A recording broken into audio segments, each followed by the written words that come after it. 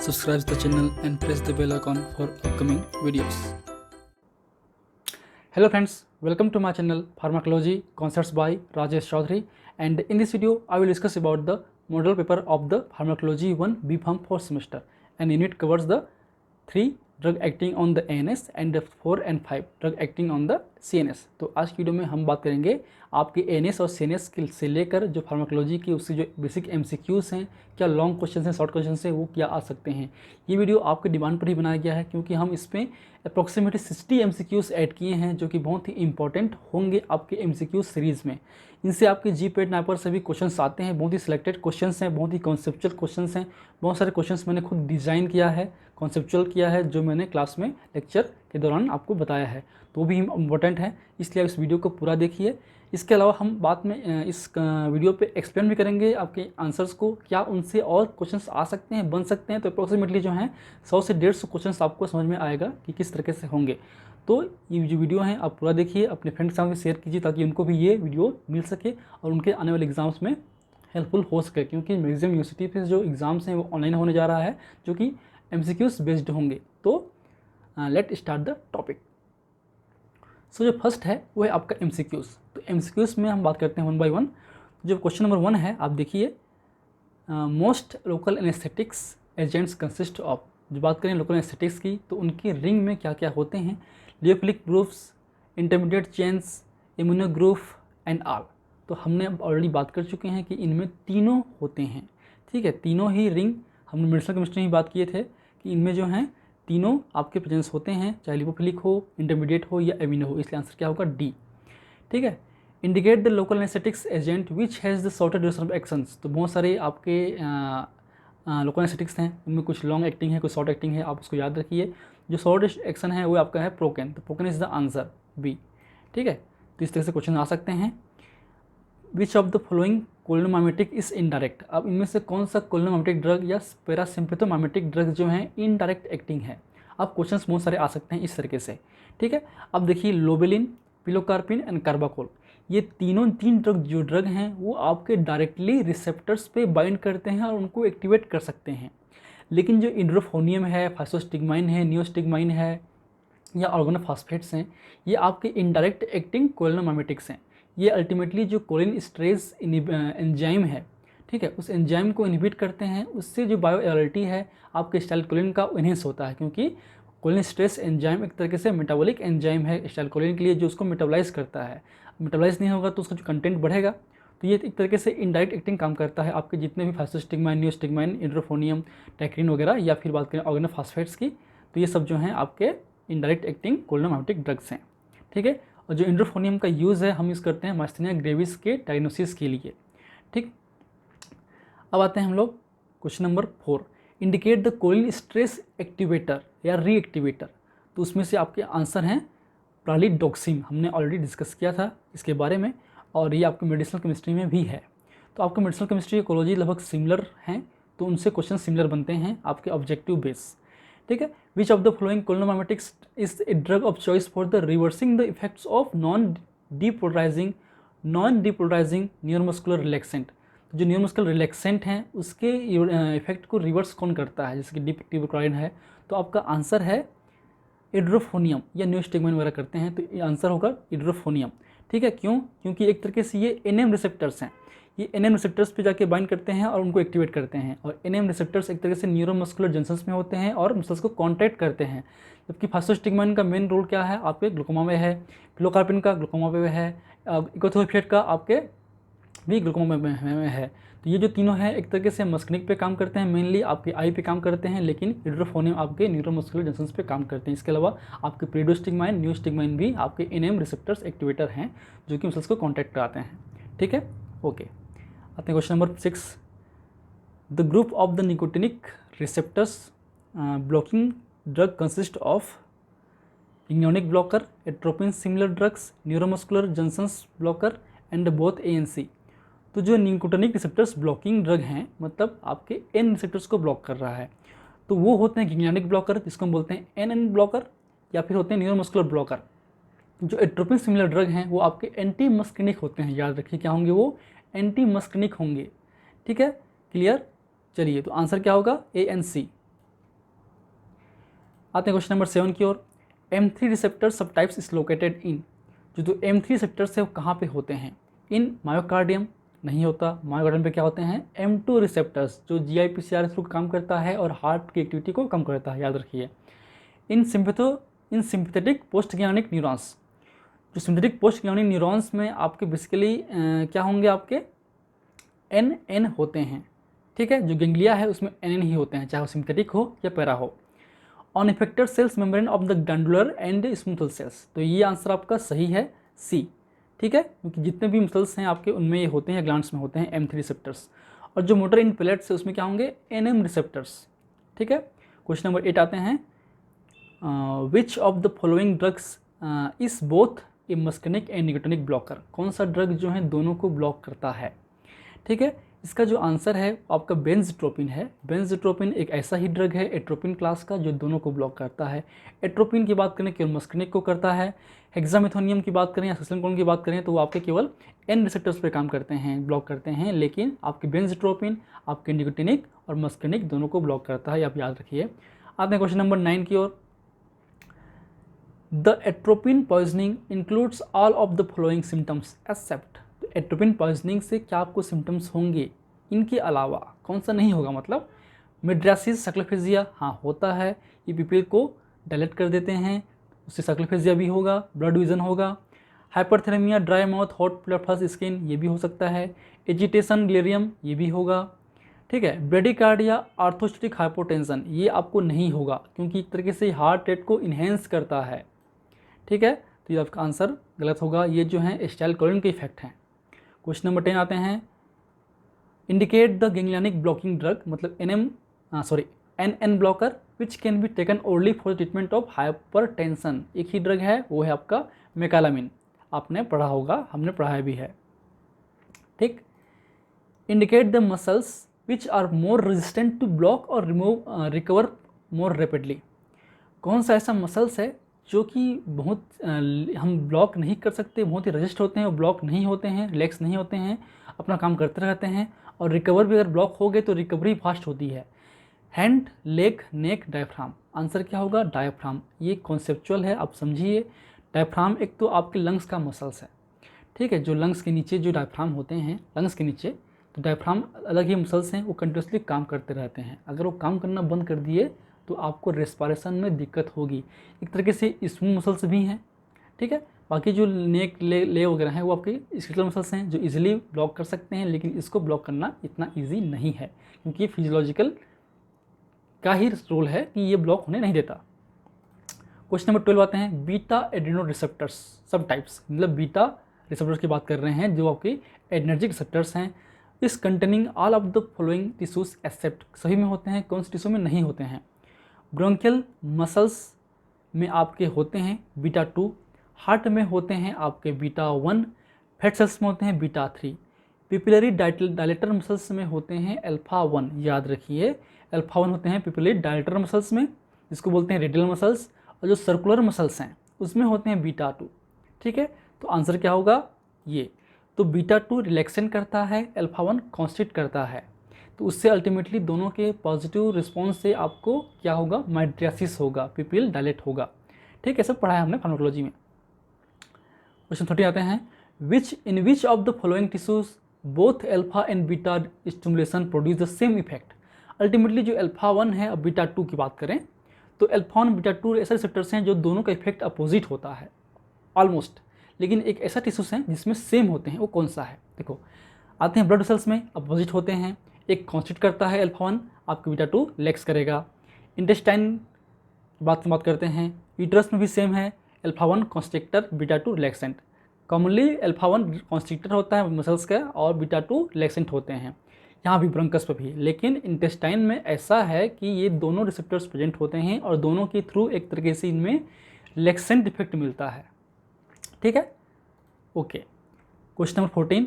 ए non selective beta receptors agonist, मतलब ये beta 1 पे भी काम करता है और बीटा 2 पे भी काम करने वाला ड्रग की बात कर रहे हैं, non selective. Cause all the following except, तो कौन सा नहीं करता? इंक्रीज कार्डियक आउटपुट, हाँ करेगा bye the beta 1। Increase peripheral arterial resistance, ये नहीं करेगा, ये रिलैक्स करते हैं, जो कि इसमें होते हैं बीटा 2 जो कि रिलैक्सेंट है, अभी हमने बात किया। आंसर क्या होगा? बी। ठीक है, ये डिक्रीज करते हैं और डिक्रीज द मीन प्रेशर भी करते हैं। ठीक। 15 indicate the agent of choice in emergency therapy of anaphylactic shock. जो एनाफाइलेक्टिक शॉक की बात करें, मतलब एलर्जी के थ्रू जो आपको शॉक होगा, आपका जो बॉडी का फंक्शंस हैं वो अनेबल हो जाएगा, इनेबिलिटी शो करेगा, हार्ट प्रॉपर्ली पंप नहीं करेगा, उसके केस में हम यूज़ करते हैं एड्रेनलिन। तो एड्रेनलिन बेसिकली आपका इपिनेफ्रिन को ही हम बोलते हैं एड्रेनलिन। ठीक है, चलिए बाकी सेप्टिक शॉक में हम यूज़ करते हैं आपके नॉरएपिनेफ्रिन, या फिर बात करें हम लोग कार्डियोजेनिक शॉक में हम यूज़ करते हैं एपिनेफ्रिन या डोबुटामिन। जो मिथोक्सामिन टर्बिटालिन जो है हम यूज़ नहीं करते हैं। Which of the following sympathomimetic is effective in mydriatic. Mydriatic मतलब एपिडायलेशन में कौन सा इफेक्टिव है? साल्मेट्रोल बीटा 2 है, डोबुटामिन बीटा 1 पे काम करेगा, हार्ट एक्टिविटी को बढ़ाएगा। नॉरएपिनेफ्रिन नहीं यूज़ करते हैं। फिनाइलेफ्रिन को हम यूज़ करते हैं एज ए मिड्रियाटिक, आपके आई ड्रॉप में भी हम यूज़ करते हैं। तो ये दोनों आपके अल्फा पे, क्योंकि अल्फा पे काम करने वाले ड्रग हैं ये, नॉरएपिनेफ्रिन और एपिनेफ्रिन दोनों हो सकते हैं, पर नॉरएपिनेफ्रिन हम यूज़ नहीं करते हैं, हम करते हैं फिनाइलेफ्रिन, याद रखिए। क्योंकि साल्मेट्रोल तो बीटा 2 है, आपके ब्रोंकल यूज़ करते हैं एज ए इनहेल के रूप में। डोबुटामिन एक तरीके से कार्डियोजेनिक शॉक में यूज़ करते हैं, या हार्ट पंप की जो कार्डियक आउटपुट को बढ़ाने के लिए हम यूज़ करते हैं आपके CHF वगैरह में। ठीक है, 17 आते हैं। Which of the following drugs is reversible non selective alpha beta antagonist. मतलब अल्फा एंड बीटा एंटागोनिस्ट दो मेन ड्रग हैं, एक है कार्बिडिलॉल, एक है लेविटोलॉल। देखिए आंसर में क्या है, लेविटोलॉल, तो आंसर ही होगा। ठीक है, बाकी जो फेंटोलामिन अलग है, अल्फा है ये, अल्फा 1 अल्फा 2। प्रोपेनॉल आपके बीटा 2 और बीटा 1 है, और मेटाप्रोलोल आपके बीटा 1 है ब्लॉकर। ठीक है, लेविटोलॉल जो हैं अल्फा और बीटा ब्लॉकर दोनों होते हैं। ठीक है, ऐसा हमने पढ़ा है, आप याद होगा, आपको याद रखिए, काम आएगा आप ही का ही। Which of the following drugs is an imidazoline derivative and potent competitive antagonist of the both alpha and alpha 2। Prazosin केवल अल्फा 1 नहीं होगा, लेटोलॉल अल्फा एंड बीटा, ठीक है, तो ये आपका अल्फा 2 वाला नहीं होगा। फेनॉक्सीबेंजामिन और फेंटोलामिन दोनों ही अल्फा और अल्फा 2 को ब्लॉक कर सकते हैं, दोनों ही नॉन सेलेक्टिव अल्फा ब्लॉकर हैं। लेकिन आपके पूछ रहा है इमिडाजोलिन डेरिवेटिव, तो ये मेडिसिनोस्टिक पार्ट है। आप याद रखिए कि ये कौन सा है आपका, phentolamine. Phentolamine is the imidazoline derivative which block the alpha 1 alpha 2 both. 19 पे आते हैं। Which of the following drug is useful in the treatment of pheochromocytoma में हम यूज़ करते हैं अल्फा 1 ब्लॉकर। अब कौन सा है देखिए, फिनाइलेफ्रिन, फेंटोलामिन, प्रोपेनॉल और एपिनेफ्रिन। तो मेरे ख्याल से इसका आंसर होगा phentolamine is the alpha 1 and alpha blocker. बाकी जो फिनाइलेफ्रिन है, प्रोपेनॉल है, ये आपके नहीं हैं। ठीक है, तो आंसर होगा सी, 19 का सी। चलिए अब आते हैं question number 20। Indicate the beta receptor antagonist. मतलब बीटा ब्लॉकर की बात कर रहे हैं, जो कि इंट्रिंसिक सिम्पैथोमिमेटिक एक्टिविटी होती है, ISA। अब याद रखिए, हमने बताया था इसका जो आंसर है आपका है ऑक्सीप्रेनोलोल। ठीक है, बाकी जो कार्बिडिलॉल, मेटाप्रोलोल, प्रेनोलोल है, इसमें ISA नहीं होता है, इंट्रिंसिक सिम्पैथोमिमेटिक एक्टिविटी नहीं होती है। 21 पे आते हैं। Which of the following drugs is a non selective beta blocker without intrinsic sympathomimetic activity और local anaesthetic activity and used in the treatment of life threatening arrhythmia. तो मेनली इसमें हम यूज़ करते हैं साइटोलोल। आंसर क्या है, साइटोलोल। ठीक है, कुछ जो आपके एग्जाम्पल हैं, क्वेश्चंस हैं, केवल आपको याद रखना है, क्योंकि कुछ जो है डायरेक्टली यूज़ वाला बेस है, यूज़ वाला बेस में आपको कॉन्सेप्ट नहीं आपको याद रखने की जरूरत पड़ती है, वो आप याद रखिए। 22 है। Which of the following chemical agent are used in the treatment of insomnia. Insomnia मतलब आपको नींद नहीं आती, उनमें हम यूज़ करते हैं कौन कौन से ड्रग, बेंजोडाइजेपिन्स हाँ करते हैं, बार्बिट्रेट्स हम कर सकते हैं, क्लोपिडम हम करते हैं। मतलब आंसर क्या होगा, ऑल ऑफ द अबव। ठीक है, सारे क्या हैं, हिप्नोटिक ड्रग्स हैं। ठीक है, select a hypnotic drugs which is an imidazopyridine derivative. Answer है इसका जोल्पिडेम ही है, केमिस्ट्री का क्वेश्चन है एक तरीके से। इमिडाजोपायरिन डेरिवेटिव्स आर, सो अब याद रखिए जितने भी आपके जो नॉन बेंजोडाइजेपिन रिंग वाले न्यूअर जो आपके ड्रग हैं, वो आपके बेंजोडाइजेपिन रिसेप्टर पे काम करते हैं, खासकर 1 टाइप वाले पे, इसलिए होगा answer B, selective agonist of benzodiazepines 1 subtype receptors. ठीक है, indicate the barbituric acid derivatives which has 4-5 days of elimination life. मतलब जो लॉन्ग एक्टिंग बार्बिट्रेट्स की बात कर रहे हैं, तो इसमें जो देखिए कौन सा लॉन्ग एक्टिंग है, वो है आपका phenobarbital. Barbiturates increase the rate of metabolism of, क्योंकि जो बार्बिट्रेट्स हैं वो क्या हैं, वो मेटाबॉलिक एंजाइम इंड्यूसर्स हैं। तो चाहे वो एंटीकोगुलेंट्स हों, स्टेरॉइड्स हों, डिजिटालिस हों, सभी क्या करते हैं। तो आंसर क्या होगा, all. Which of the following agent inhibit the hepatic metabolism of the hypnotics. तो कौन सा इनमें से ड्रग जो है मेटाबॉलिक एंजाइम इनहिबिटर है। आंसर है आपका सिमिडिडिन। ठीक है, ये एंजाइम इंड्यूसर और इनहिबिटर का खेल है, आपने पढ़ा होगा इंट्रोडक्शन पार्ट में, मतलब यूनिट नंबर 1 या 1 पे। ठीक है। 28 indicate the anti seizure drug, है ना, मतलब antibiotic drug inhibit the central effect of excitatory amino acids. मतलब ये आपके एनएमडीए रिसेप्टर की बात कर रहा है, जो एएमपीए है, एस्पार्टेट है, उसमें कौन सा कम करता है, इनहिबिट करता है। तो इथोसिमाइड टीकरण पे काम करता है, डायजेपाम बार्बिट्रेट्स मतलब गाबा है, टियागाबिन भी गाबा है। तो ये आंसर है आपका बी, लेमोट्रियाजिन एक तरीके से एनएमडी रिसेप्टर्स पे काम करता है, ब्लॉक करता है। Indicate the anti absence epileptic drug, इसमें से आंसर क्या होगा, हम इसमें देते हैं एब्सेंस सीजर में वेलप्रोएट, सोडियम वेलप्रोएट।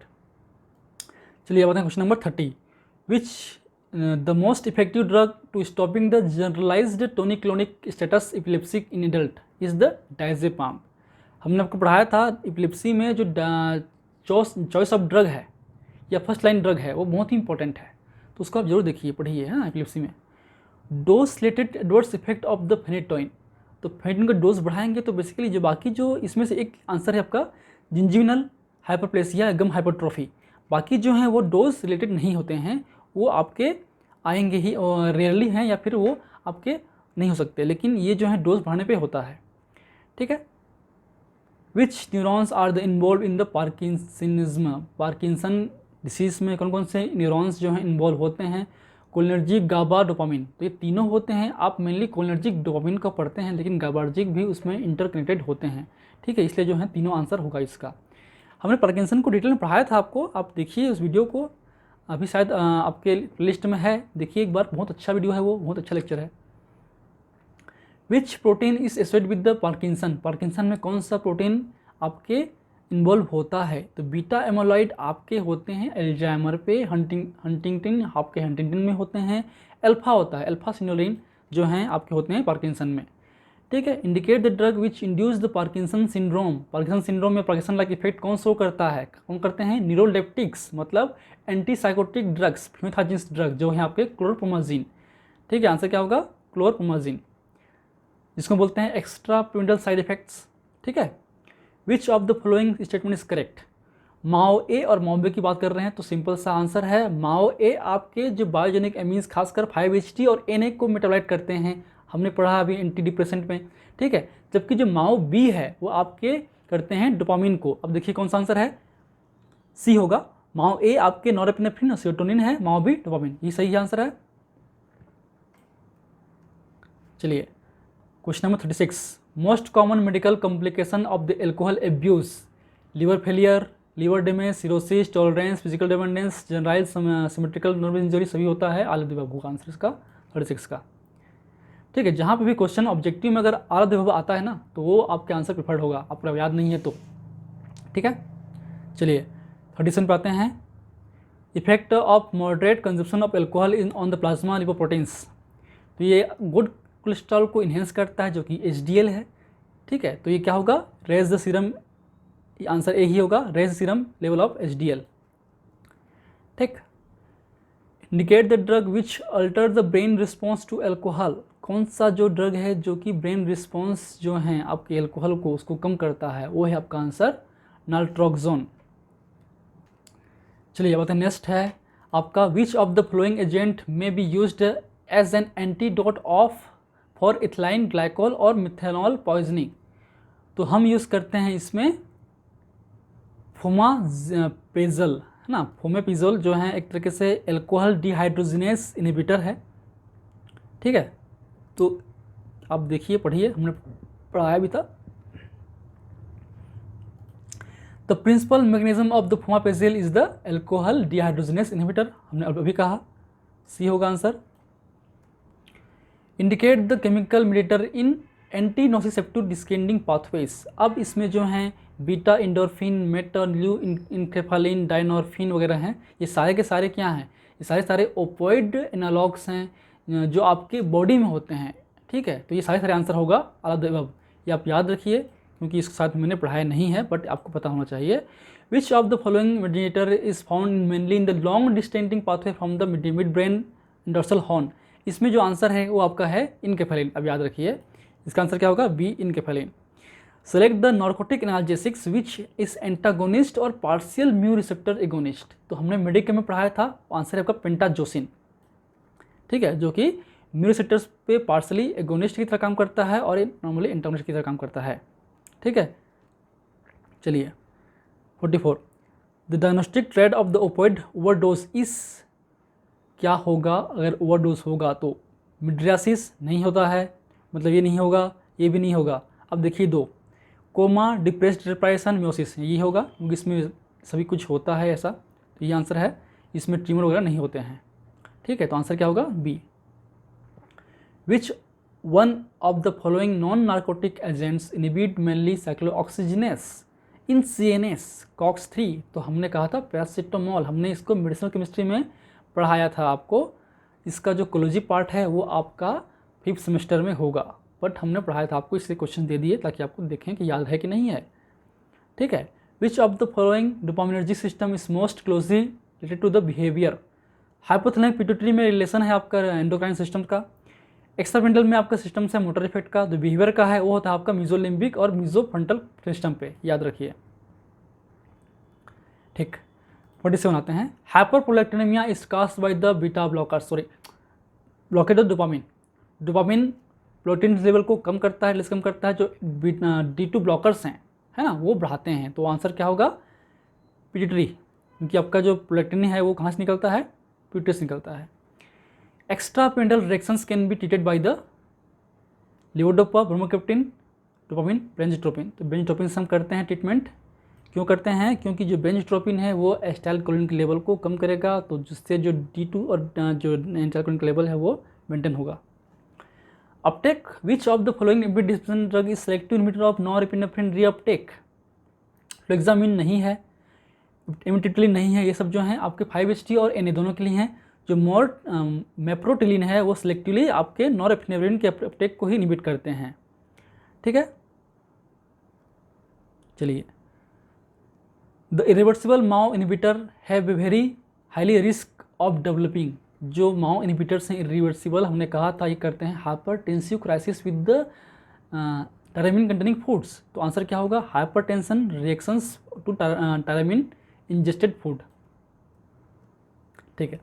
फ्लुएक्सेटिन ASRIs है, has fewer side effects because of minimal binding of cholinergic, histaminergic, alpha-adrenergic receptors. हमने ऑलरेडी बार आपको इस क्लास में कहा है, ASRIs के क्लास में, कि ये इनमें जो हैं सिलेक्टिविटी होता है, इनमें जो आपकी कोलिनर्जिक है, हिस्टामिनर्जिक है, बहुत ही कम होता है। Anxiolytic are used to treat neurosis, है ना, क्योंकि एंजाइटी जो है आपका न्यूरोसिस का पार्ट है। हमने भी कहा था कि आप पढ़िए, याद रखिए।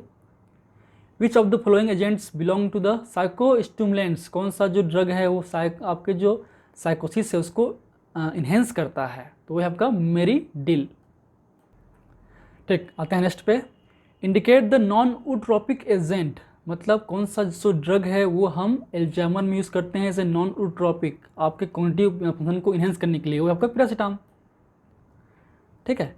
Addiction is associated with the expanse of the psychological dependence, physiological tolerance, सभी होता है यार, आंसर मार दो भी, डी, ठीक है। जिसको आप एक बार और पढ़िए। Which of the following abuse drug is not belong to the sedative. कौन सा इसमें से सेडेटिव ड्रग एब्यूज है जो कि सेडेटिव नहीं है, वो है आपका ओपोइड्स, कैनाबिनॉइड्स, ठीक है। क्रैक कोकेन, यह पढ़ानी था, याद रखिए। क्रैक जो वर्ड है डेरिवेटिव्स हैं वो आप कोकेन को बोलते हैं हम लोग। Which of the following inhaled anaesthetics cause the centrally mediated sympathetic activation lead to the rise in the blood pressure and heart rate. अब इनमें से कौन सा ड्रग है जो कि बोल रहा है कि आपके सिम्पैथेटिक को सिस्टम को इन्हेंस करता है, बीपी को इन्हेंस करता है, हार्ट को इन्हेंस करता है। आंसर है आपका सिवोफ्लोरेन, ए है डेसफ्लोरेन, ठीक है। इसका आंसर मेरे को भी याद नहीं था, डेसफ्लोरेन है इसका, हमने चेक किया। Indicate the inhaled anaesthetics which may cause the nephrotoxicity. कौन करता है, halothane, sevoflurane, diethyl ether, nitrous oxide. Answer इसका सिवोफ्लोरेन, ठीक है। जो हेलोथेन है वो क्या करता है आपका लीवर डैमेज करता है, जो CO करता है आपका nephron damage, kidney damage. Lithium act by the NMDA GABA inhibit the IP3 into, हाँ इसका आंसर ये है, जो आपका जो मेटाबॉलिज्म है आपके IP3 का से बनता है IP, फिर IP बनेगा PIP2 में, फिर चेंज होगा IP3DAG में, तो ये जो है सिस्टम ब्लॉक होता है। तो ये आपके बेसिक MCQs थे जो कि बहुत ही इंपॉर्टेंट हैं। अब इन टॉपिक से जो शॉर्ट और लॉन्ग बन सकते हैं वो है आपका जो भी 4 टाइप के जो सिस्टम थे, सिम्पैथोमाइमेटिक, लाइटिक, पैरासिम्पैथोमाइमेटिक, लाइटिक से जो क्वेश्चंस हैं, चाहे वो एट्रोपिन हो, एस्टाइलकोलिन हो या एड्रेनलिन हो या फिर अल्फा या बीटा ब्लॉकर हो, उनसे एक क्वेश्चंस लॉन्ग में हमेशा आएगा ही, याद रखिए। तो इसमें आएगा डिफाइन द सिम्पैथोमाइमेटिक्स या sympatholytic, classify the adrenergic blockers and discuss the pharmacology of beta blockers. अब बेसिकली आपको समझना है कि आपको लिखना क्या है एग्जाम में, तो जो क्वेश्चन में पूछा रहे हैं वही लिखना है आपको, डिसीज ओरिएंटेशन नहीं, आपको ड्रग ओरिएंटेड आंसर लिखना है, जैसा पूछ रहा है वैसे ही लिखना है, ठीक है। Classify the anti depressant drugs and discuss the pharmacology of TCS means tricyclic anti depressant, define the set of hypnotics, classify the them and discuss the pharmacology of benzodiazepines, important है, या फिर इसके बदले में फिनोबार्बिटॉन भी आ सकता है। Classify the antibiotic drugs and discuss the pharmacology of phenytoin, यही आएगा इसमें आएगा। तो अब शॉर्ट में जो है preanaesthetic medication, GABA pharmacology, alcohol and disulfiram, local anaesthetics, antipsychotics, morphine pharmacology, anti Parkinson, anti Alzheimer drug, ये सब क्वेश्चंस आपके आते ही हैं फ्रिक्वेंटली। ये आपके मेन इंपॉर्टेंट आपके क्वेश्चंस हैं जो कि कोलॉजीज को कवर करते हैं। So these are the basics questions from the unit number 3, 4 and 5 of pharmacology 1 B.Pharm 4th semester. तो इस वीडियो को अपने फ्रेंड्स के साथ शेयर कीजिए ताकि उनको भी नॉलेज हो सके। ये जो टॉपिक्स हैं, ये जो क्वेश्चंस हैं, आपकी GPET हो, नाइपर हो, फार्मासिस्ट हो, DI हो, सब में काम आएगा। So I hope you like my videos, please press the like button, share with your friend, and any feedback please comment on the comment section, that motivates me for the upcoming videos. In last, thank you, keep watching.